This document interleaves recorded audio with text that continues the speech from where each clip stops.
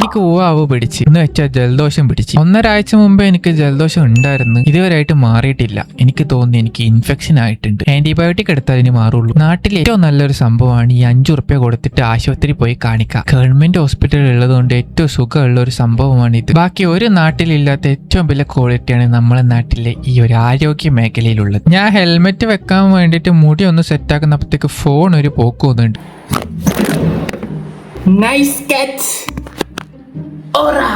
അത് പിടിച്ചില്ലായിരുന്നെങ്കിൽ എന്റെ മൈനസ് ഓറയായിരുന്നു. എന്തിനാ എൻ്റെ അടുത്ത് മാസ്ക് ഇടുന്ന എല്ലാ ആൾക്കാരും ചോദിക്കുന്നത്? അതിന് കുറച്ച് കാരണങ്ങളുണ്ട്, അതിനാ പിന്നെ പറഞ്ഞുതരാം. ചെരുപ്പിന്റെ അകത്ത് ഫുള്ള് വെള്ളം നിറഞ്ഞിട്ട് അത് ചവിട്ടിയിട്ട് ഗുളുഗുളു ആവുന്ന കാലം എനിക്ക് ഇഷ്ടമല്ല, ഇറിറ്റേറ്റഡ് ആവുന്നു. ഇനി ഞാൻ എന്റെ വണ്ടി എടുക്കുന്നില്ല, പകരം ഇവിടുത്തെ ഒരു വണ്ടി എടുക്കുന്നുണ്ട്. ഇത് ചിലപ്പോൾ ഓണാവുള്ളൂ. ഞാൻ സ്വിച്ച് ഇട്ട് നോക്കുന്നുണ്ട്, ഓണായാൽ മതിയായത്. ഇത് ഓണാൻ കുറച്ച് സമയം എടുക്കും. കാപ്പാവണ്ടി പോലെയാണ് ഓണായി ഭാഗത്ത്. എന്റെ ചാർജ് തീർന്നു. അങ്ങനെ ഞാൻ എന്റെ അടുത്തുള്ള ഒരു ഹോസ്പിറ്റലിൽ എത്തിയിട്ടുണ്ട്. ഒരു ചെറിയ ഹോസ്പിറ്റലാണ്. ഹോസ്പിറ്റലിന്റെ ഉള്ളിൽ കയറിയേക്കുമ്പോൾ ഒടുക്കത്തെ ക്യൂ. ഇതെത്ര ആൾക്കാരാ? അതായത് ടിക്കറ്റ് കൗണ്ടറിൽ മാത്രം എത്ര ആൾക്കാർ, ഇതിന് ഉള്ളിൽ കയറി കാണിക്കുന്ന ഡോക്ടറുടെ അടുത്ത് ഇതിനെക്കാട്ടും ആൾക്കാരുണ്ട്. എല്ലേ മനുഷ്യന് വയ്യ. കാത്തുനിന്ന് ലാസ്റ്റ് ഇവിടെ എത്തി. അങ്ങനെ ഞാൻ ഡോക്ടറെ കാണിച്ച് ഏകദേശം 3 മണിക്കൂർ 4 മണിക്കൂർ അങ്ങനെ അവിടെ നിന്നിട്ട് പോയി. ഇപ്പോഴേ തളർന്നു. വീട്ടിലെത്തിയപാടം തന്നെ അവിടെ നിന്ന് തളർന്ന ക്ഷീണത്തിൽ ഞാൻ കുറച്ച് കിടക്കുന്നുണ്ട് ഫാൻ ഇട്ടിട്ട്. എന്തൊക്കെ പറഞ്ഞല്ലോ, നമ്മൾ പുറത്ത് പോയിട്ട് എങ്ങനെയെങ്കിലും പുരക്കെത്തണം എന്നുള്ള മൈൻഡ് സെറ്റ് എനിക്ക്. അങ്ങനെ പുരക്കെത്തിയിട്ട് ഇങ്ങനെ ഇരിക്കുമ്പോൾ വേറെ തന്നെ രസമാണ്. ഞാൻ ഒന്ന് ഞെളിഞ്ഞത്, എന്റെ പുറമൊക്കെ ഒന്ന് ഉളുക്കി. എല്ലാം എനിക്ക് പുറമൊക്കെ വേനിക്കുന്നുണ്ടായിരുന്നു. ഞാൻ ഒന്ന് ഞെളിഞ്ഞിട്ട് പുറം മസിൽ പിടിച്ചു. ഈ ഗുളിക കണ്ട കോമഡി. ഇതിൽ ആരാ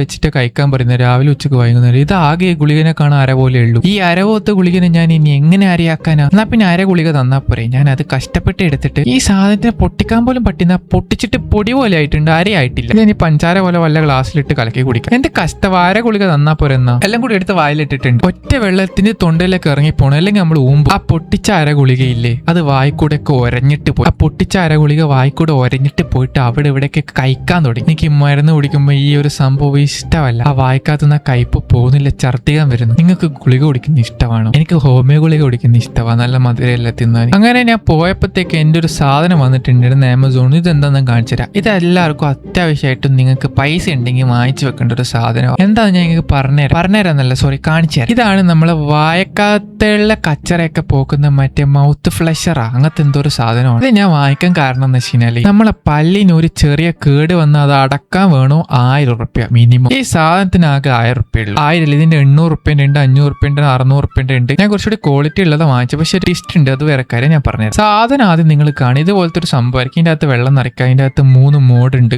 ഒന്ന് ഞെക്കിയ ഓൺ ആവും. ആ വെള്ള കളർ കത്തേണ്ടില്ല. ഇപ്പുറത്തൊരു സ്വിച്ച് ഉണ്ട്, അത് ഞെക്കി കഴിഞ്ഞാൽ 3 മോഡ് ഉണ്ട്. നല്ല ഫാസ്റ്റ്, കുറച്ച് സ്ലോ, പിന്നെ ഒരു മിഡ്. ഫാസ്റ്റിലിട്ട ഫാസ്റ്റ് ആൻഡ് ഫ്യൂരിയസ്. പല്ലൊക്കെ അടിച്ച് തെറിക്കുന്ന പറയുന്നത്. പല്ലൊക്കെ കഴിഞ്ഞ് ഊരിയും വീണു. ആ തുളക്കത്ര ആഴുണ്ട് നോക്കും. അതിന്റെ അകത്തല്ലേ വെള്ളം നിറയ്ക്കണ്ടേ. 200 ml 300 ml സാധനം. അതന്നെ പറയാം, ടിസ്റ്റ് ഉണ്ട്, അത് ഞാൻ പറഞ്ഞുതരാം. ഒരു ചാർജറൊക്കെ തന്നിട്ടുണ്ട്. ഒരു കവറിൽ അതിന്റെ കുറെ സുനാപ്പിക്ക് എന്താ ഞാൻ ഇപ്പം കാണിച്ചു തരാം. ഇതാണ്, ഇതിൽ കൂടിയാണ് നല്ല സ്പീഡിൽ വെള്ളം വരുന്ന സാധനം. ഓരോ ന്യൂബും ഓരോ എന്തിന്റെ സംഭവത്തിന് യൂസ് ചെയ്യുന്ന എനിക്കറിയില്ല, യൂസ് ചെയ്താലേ മനസ്സിലാവും. മറ്റേത് സ്പൂൺ എന്തോ നാക്കിട്ട് പഠിക്കുന്ന ഞാൻ തോന്നുന്നു. സാമ്പാറിലിടേണ്ട സ്പൂണെല്ലാം എന്തായാലും എനിക്ക് മനസ്സിലായി. ഈ സാധനം കേറുന്നില്ലല്ലോ, മുന്തി അങ്ങോട്ട് കയറ്റി. ഇതിലെന്തോ ബ്രഷ് ഒക്കെ ഉണ്ട്. ഇത് പല്ലേക്കുന്ന പോലെ തന്നെ വായിക്കാത്ത വെച്ചിട്ട് ഇങ്ങനെ ഒരച്ചോണ്ട് ഫ്ലഷ് അടിക്കുന്ന തോന്നുന്നു. സംഭവം എന്താണെന്ന് മനസ്സിലായില്ല. ഇതിന്റെ അകത്ത് വെള്ളം ഞെക്കിട്ട് സ്വിച്ച് ഇട്ട് കഴിഞ്ഞാൽ നല്ല സ്പീഡിൽ വെള്ളം തെറിക്കും. ഇപ്പൊ പല്ലിലെ കച്ചറകളൊക്കെ എല്ലാം തെറിക്കും. എന്റെ പല്ലിൽ എപ്പോൾ എന്ത് ഫുഡ് തിന്നു കഴിഞ്ഞാലും അതിന്റെ ഗ്യാപ്പിലൊക്കെ കൊടുങ്ങും. ഞാൻ എനിക്ക് പിന്നെ കെട്ടിട്ട് കുത്തിയിട്ടാണ് പോക്കൽ. ഇതിന്റെ ഒപ്പം ഒരു ബുക്കൊക്കെ കിട്ടിയിട്ടുണ്ട് പഠിക്കാൻ വേണ്ടി. ഇഷ്ടം എന്താണെന്ന് വെച്ച് കഴിഞ്ഞാൽ ഞാൻ ഓർഡർ ചെയ്ത സാധനം എല്ലാം വന്നത്. ഞാൻ ഓർഡർ ചെയ്ത വേറെ ബ്രാൻഡാണ്, പക്ഷെ ഇത് വേറെ ഏതോ ബ്രാൻഡാണ്. പക്ഷെ എന്തായാലും സാധനം ഞാൻ ഉദ്ദേശിച്ച സാധനം ഇത് തന്നെയാണെങ്കിലും ആദ്യം നിങ്ങൾ സാധനം കാണും, എന്നിട്ട് ഞാൻ ബാക്കി പറഞ്ഞുതരാം. സ്വിച്ചിട്ട് ലൈറ്റ് എല്ലാം കത്തി, ലൈറ്റ് കത്തും കേട്ടോ. വെള്ളമൊന്നും ഞാൻ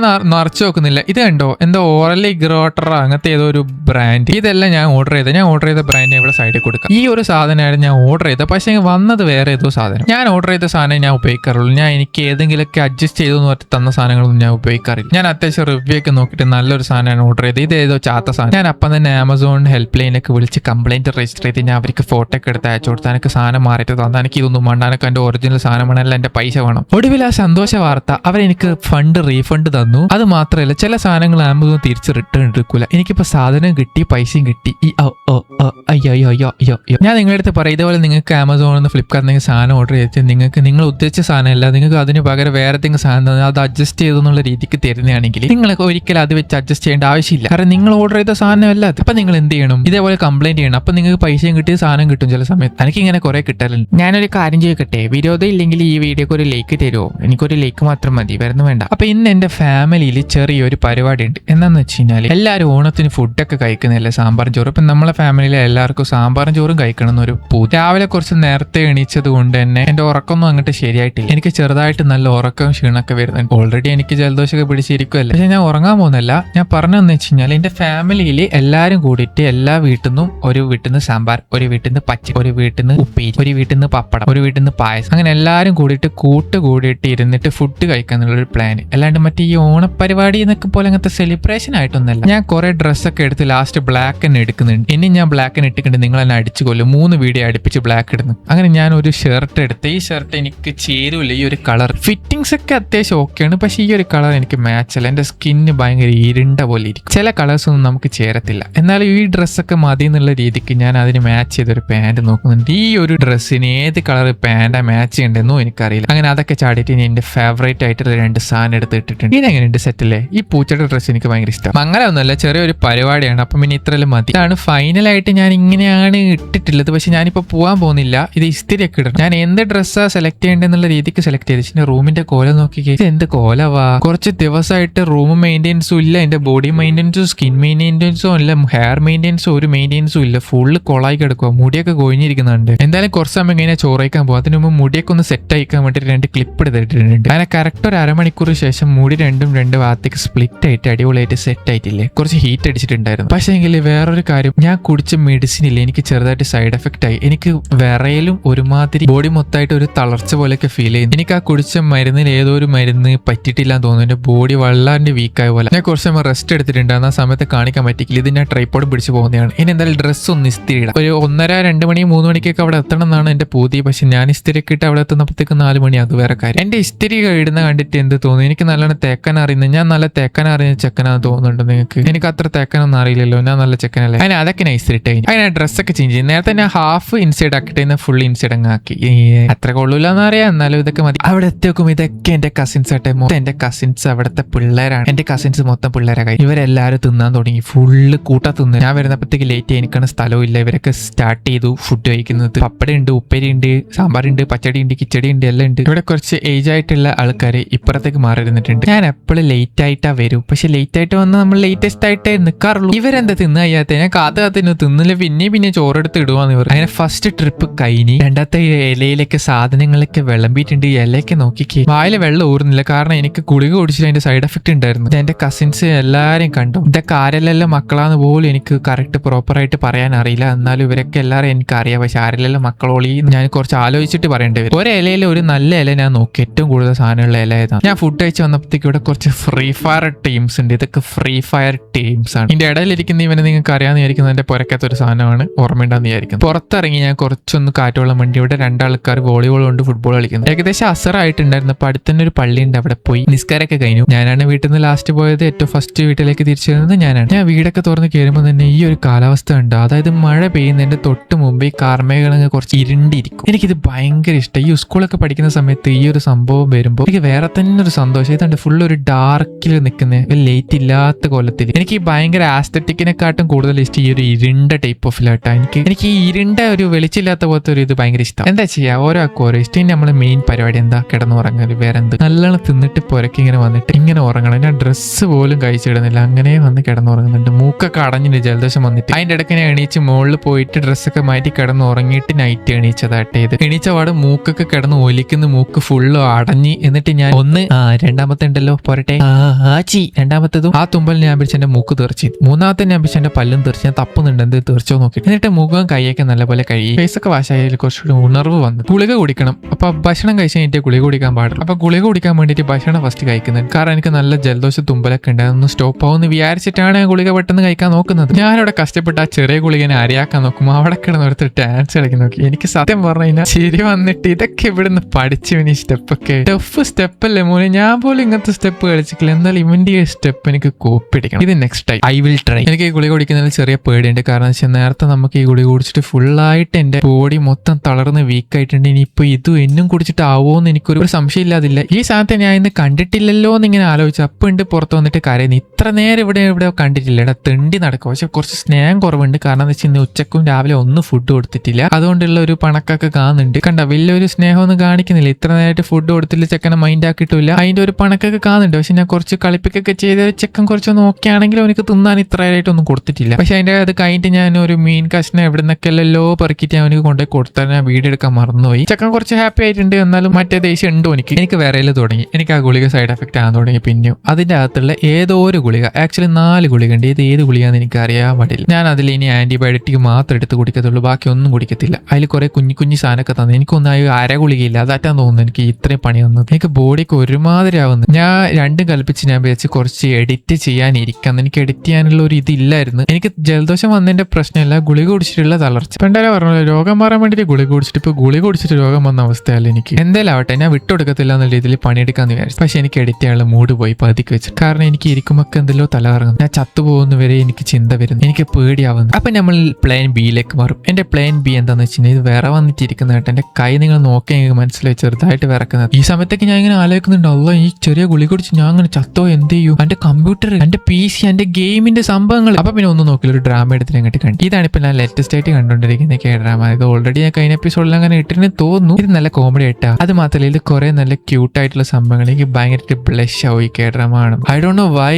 ഞാനൊരു പൂക്കി ആയിട്ടുണ്ട്. ഇത് ഡ്രാമ കാണുന്ന ആൾക്കാർക്ക് ഏറ്റവും കൂടുതൽ റിലേറ്റബിൾ ആവാൻ. കാരണം വെച്ചാൽ നമ്മളും നമ്മളെ റൂമിലെ ഗോസ്റ്റ് മാത്രം ഈ ഡ്രാമ കണ്ടുകൊണ്ടിരിക്കുന്ന സമയത്ത് അതിന്റെ അകത്ത് ഇതുപോലത്തെ കുറച്ച് സംഭവങ്ങൾ കാണുമ്പോൾ നമ്മൾ ഇങ്ങനെ ക്രിഞ്ചായിട്ട് ഒരുമാതിരി ബ്ലഷ് ആയിട്ടിരിക്കും. എന്താ കണ്ട് ഏതാന്നൊക്കെ ഞാൻ നിങ്ങളുടെ അടുത്ത് പറയത്തില്ല. അത് ഡ്രാമ കാണുന്ന ആൾക്കാർക്ക് മനസ്സിലാവും എന്തൊക്കെയാ സംഭവം എന്നൊക്കെ.